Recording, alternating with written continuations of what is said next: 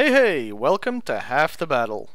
If you remember my Halloween episode, I promised a comic review last week, and, well... And your bollocks did up good, you did.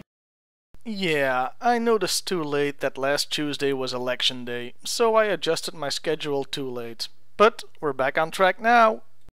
Halloween is now well and truly over, and that can only mean one thing. Winter is coming. So let's take a look at a story that takes place in one of the coldest places on Earth.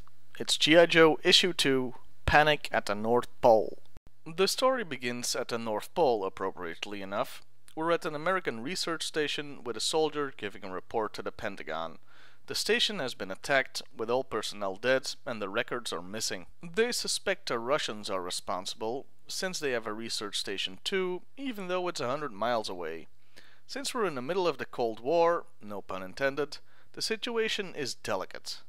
Colonel Flagg, who's in command of the GIJoe team at this point, advises they send a few of the GIJoes in as a reconnaissance team. 4 GIJoes are selected, and in 3 pages we see them getting called up from their R&R activities, not unlike the beginning of every Mask episode ever.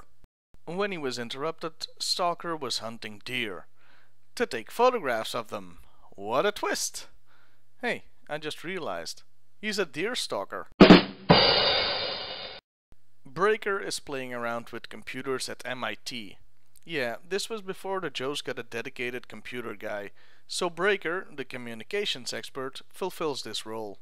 Funnily enough, in the cartoon, they invented a character, a GIJoe named Sparks, to be the computer expert. Meanwhile, Scarlet is kicking ass at a martial arts tournament. That just leaves Snake Eyes, who is doing nothing, literally.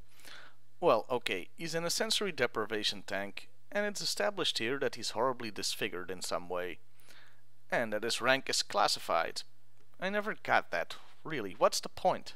They drop everything and head for the North Pole. They're reminded that their mission is to observe, not to engage the opposition. What opposition? All we know for sure is there's a base with Russian scientists. Their secondary mission objective is to retrieve the missing documents, but once again without engaging anybody. Also, they have a brand new piece of equipment, a portable telex machine, basically. Hey, for 1982, that's pretty damn impressive. I'm actually glad they didn't go for some high-tech fantasy computer equipment, but keep things grounded in reality. Let's hope this lasts. Yeah. Anyway, they make their way to the Russian camp and set up an observation post. Everything is quiet at first, but then a mysterious Eskimo shows up. He walks in and out of the base like it's nothing. Noting that he left the door open, at the North Pole no less, they figure nobody's in there so they can go investigate. They were wrong. There are people in there, but everybody's dead. They also find an empty safe and a low-frequency transmitter that can affect brain waves, with a key component missing. The Eskimo took the component and the records, and he left explosives to blow up the base. The GIJoes make it out just in time. Incidentally, Snake Eyes, the guy who can't talk, is the one that finds the explosives, and he has to shoot in the air to get everybody's attention.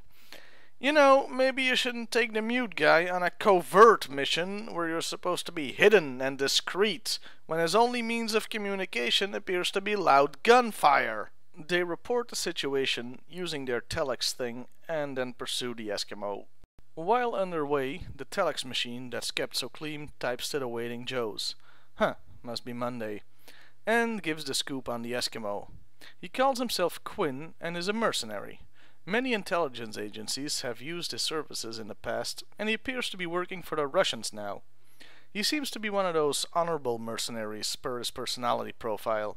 Subject never lies, always fulfills contractual obligations to the letter, and will not divulge any information about former employers or operations for any reason.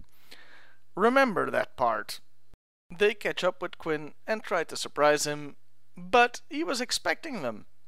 Hey, you don't suppose he may have heard the, gunfire that was meant to convey, "I say, chums, there appears to be some bothersome dynamite here. We should skedaddle."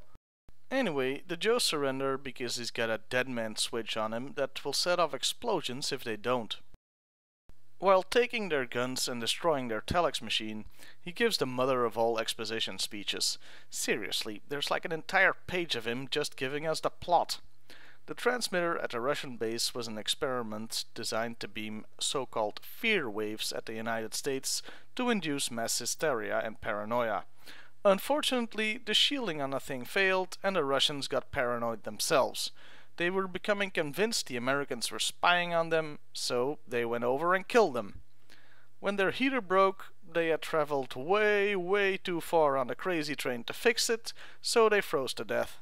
Quinn further explains that he was hired by the Russians to retrieve the papers and the component, as well as destroy any evidence. The Russian crew of the plane is waiting for him and a submarine will arrive to pick them up. Here's where we hit a bit of a snag. Scarlett points out that he shouldn't be telling them any of this, as his file says he never reveals information to a single living person. Yet, he's telling them everything. They realize he's telling them this because he's leaving them in the middle of nowhere at the North Pole with no supplies. They're dead men. Yeah, Quinn, there's a woman there too, you know. Sexist. You know, that's fine and all, but that's not what this file said.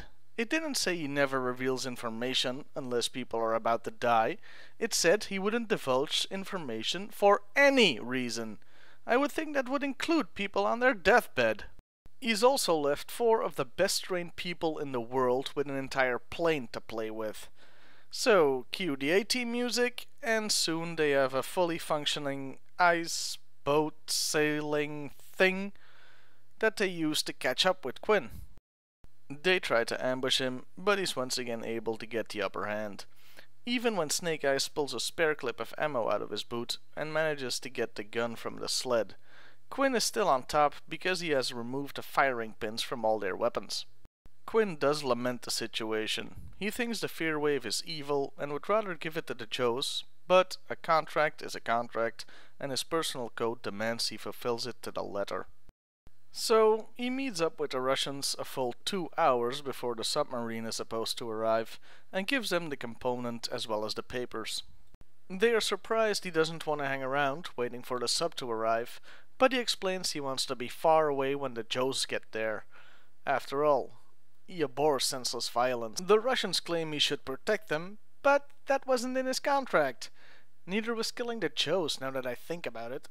Boris and other Boris claim he's aiding the GIJoes, but he says he's done nothing but hinder them. He's left them 5 miles away, on foot, with no firing pins. But he's also left his necklace, with the firing pins on it, 1 mile from their location. He figures if the Russians get there first, they have a chance. However, as the last panels of the comic show, the GIJoes have already gotten the necklace, and so our issue ends with things not looking too good for the Red Menace. Wait, I thought they weren't allowed to engage the enemy. Well, screw that, I guess. This was an excellent comic. Maybe I'm a bit biased, since I love scary stories at the North or South Poles. Hell, the first horror movie I ever saw, when I was way too young by the way, was John Carpenter's The Thing. This issue also establishes a few things.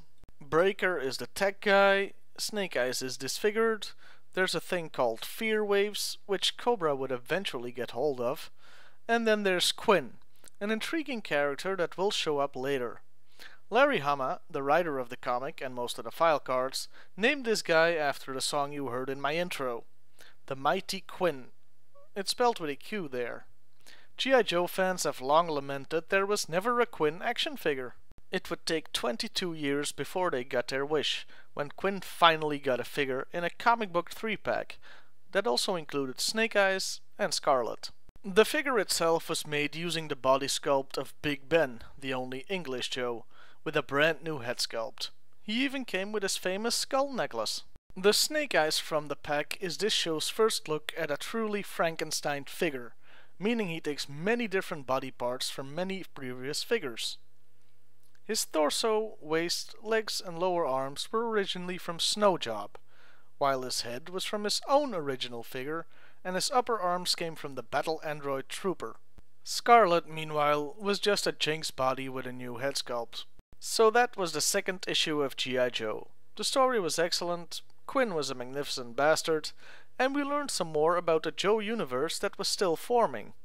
Oh, and did you notice? Cobra wasn't in this story at all. This leads me to think that the story was written at a time when they weren't sure if the GIJoes would have an arch nemesis yet. See you next time, everybody!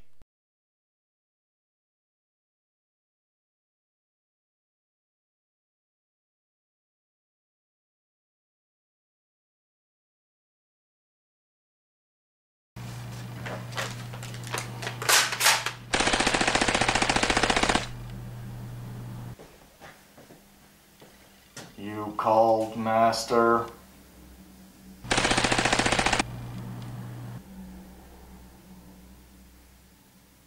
Yes, Master.